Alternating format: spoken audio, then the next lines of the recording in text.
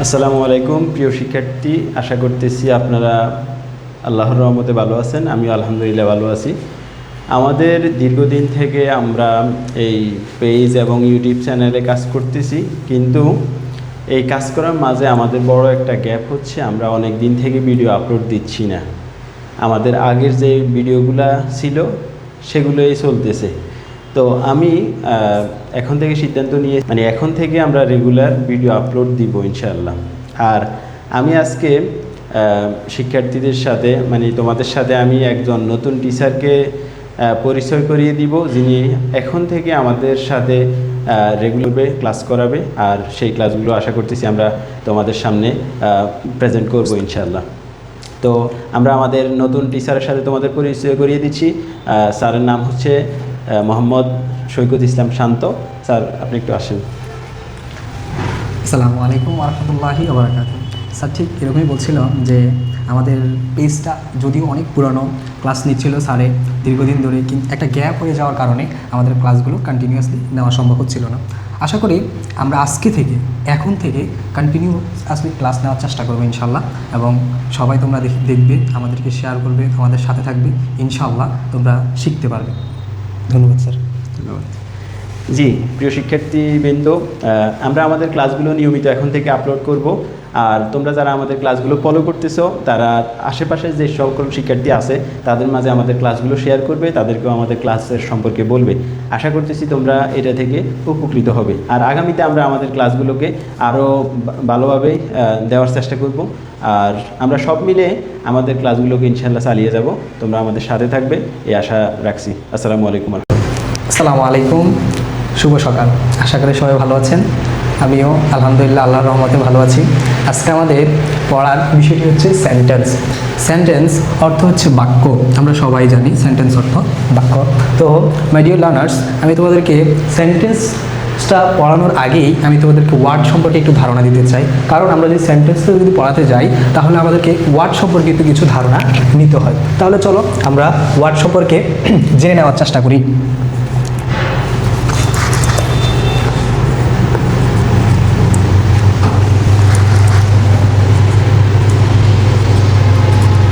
Word অর্থ হচ্ছে শব্দ।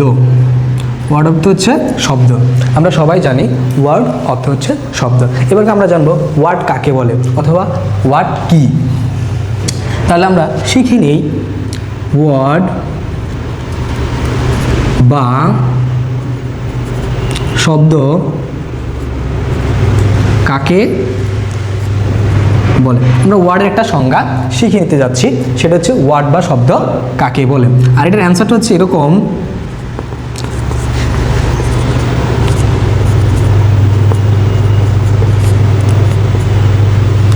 কতগুলো লেটার বা বর্ণ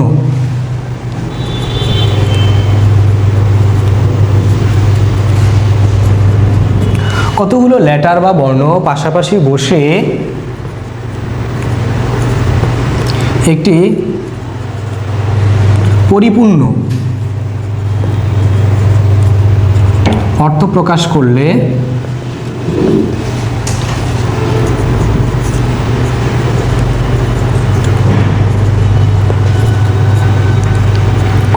তবে তাকে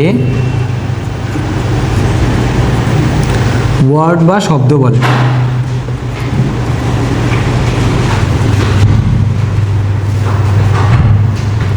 যেমন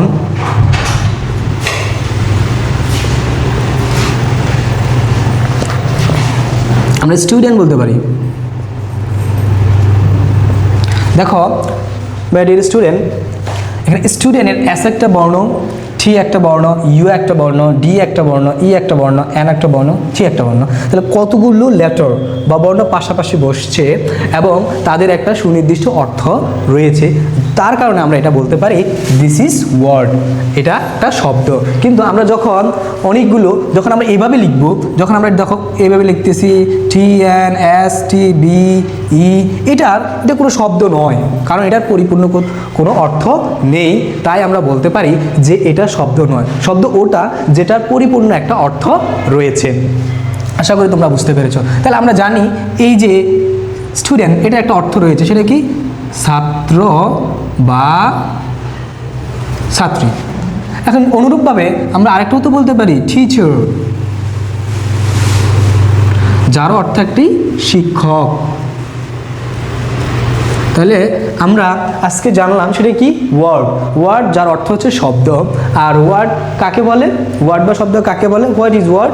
কতগুলো লেটার বা বর্ণ পাশাপাশি বসে একটি পরিপূর্ণ অর্থ প্রকাশ করলে তবে তাকে ওয়ার্ড বা শব্দ বলে। যেমন student, teacher, man, woman, phone, duster, pen, প্রত্যেকটির একটি নিজস্ব অর্থ রয়েছে। দ্যাটস ওয়াই আমরা বলতে পারি এটা ওয়ার্ড।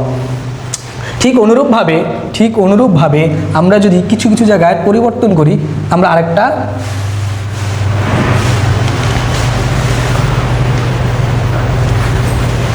সেন্টেন্স, যার অর্থ হচ্ছে বাক্য। এবার আমরা বলতে পারি সেন্টেন্স বা বাক্য কাকে বলে?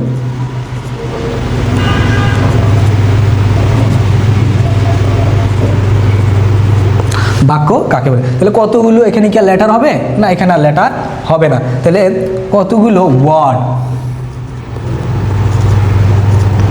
বা শব্দ, কতগুলো ওয়ার্ড বা শব্দ পাশাপাশি বসে বক্তার একজন বক্তার মনের ভাব, তার মনের ভিতরে যে কথাগুলো আছে, মনের ভাব পরিপূর্ণভাবে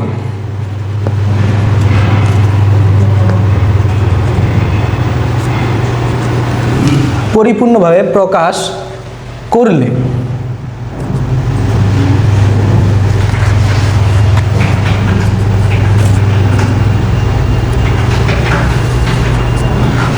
করলে তবে তাকে, বা করতে পারলে তবে তাকে আমরা কি বলবো? সেন্টেন্স বা বাক্য বলে। তাহলে আমরা সংজ্ঞাটা কি লিখছি? সেন্টেন্স অর্থ হচ্ছে বাক্য। সেন্টেন্স বা বাক্য কাকে বলে?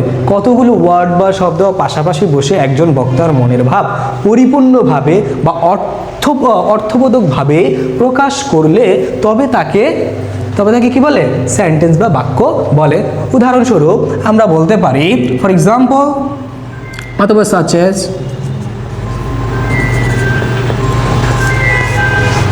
হি is a good boy. He is a good boy. সে একজন ভালো বালক বা ছেলে। এই যে দেখো, হি একটা ওয়ার্ড, ইজ একটা ওয়ার্ড, এটা একদম আর্টিকেল। এই যে গুড একটা ওয়ার্ড, বয় একটা ওয়ার্ড, যদিও এদের নিজস্ব স্থান অনুযায়ী নাম রয়েছে, কিন্তু আমরা বুঝাচ্ছি সেন্টেন্স। তার মানে বোঝা গেল যে কতগুলো ওয়ার্ড পাশাপাশি বসে যদি বক্তার, যিনি বলছেন, তার মনের ভাব পরিপূর্ণভাবে প্রকাশ করতে পারেন তবে তাকে কি বলে? সেন্টেন্স বলে। যেমন রায়হান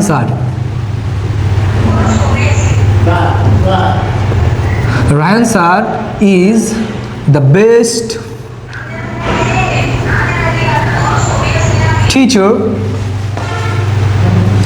তাহলে Raihan sir is the best teacher. তাহলে এখানেও দেখো, রায়হান স্যার একটা ওয়ার্ড, তারপর ইজ একটা ওয়ার্ড, দা একটা ওয়ার্ড, বেস্ট একটা ওয়ার্ড, টিচার একটা ওয়ার্ড।